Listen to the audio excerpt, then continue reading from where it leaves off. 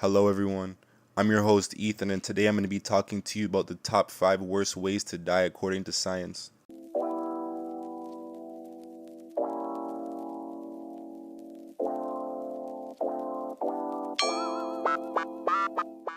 It may not surprise you to learn that starving to death is no picnic.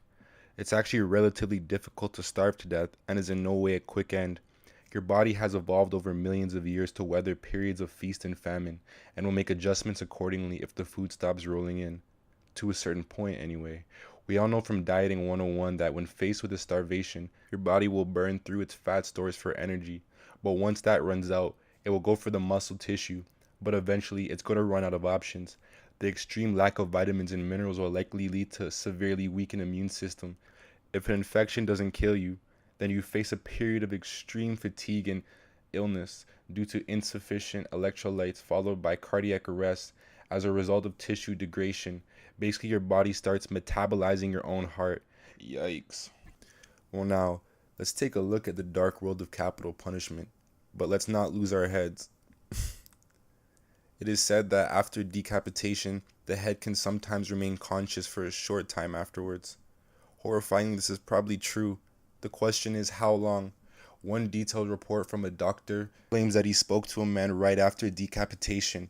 After calling his name, the man looked up and focused his eyes on the doctor. He repeated this 3 times, with only the head becoming unresponsive one of the times.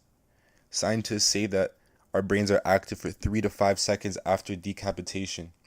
3 to 5 seconds? It doesn't seem like long, but that's way too long. No wonder this is one of the worst ways possible for a human to die.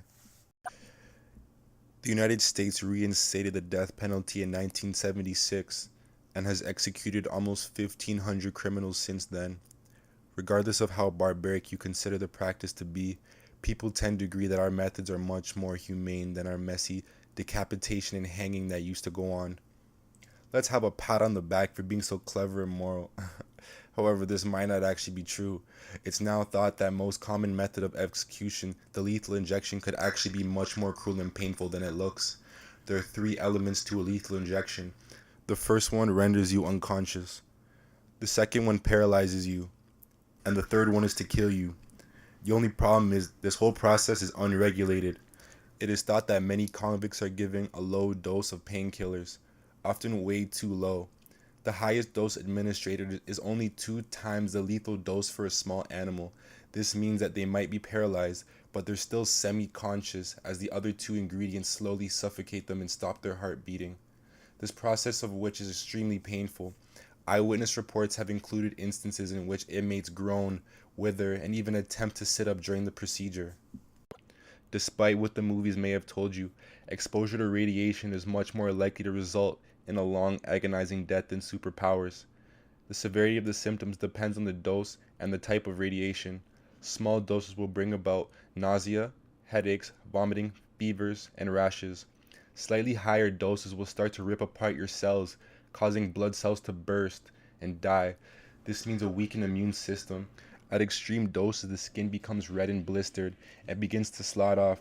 There is an increased risk of neurological damage, throwing tremors and seizures into the mix.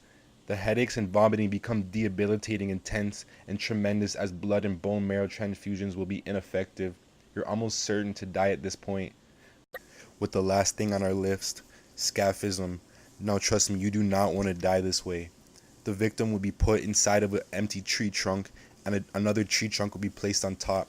The victim would then be force-fed milk and honey until he was vomiting and diarrheaing all in the trunk.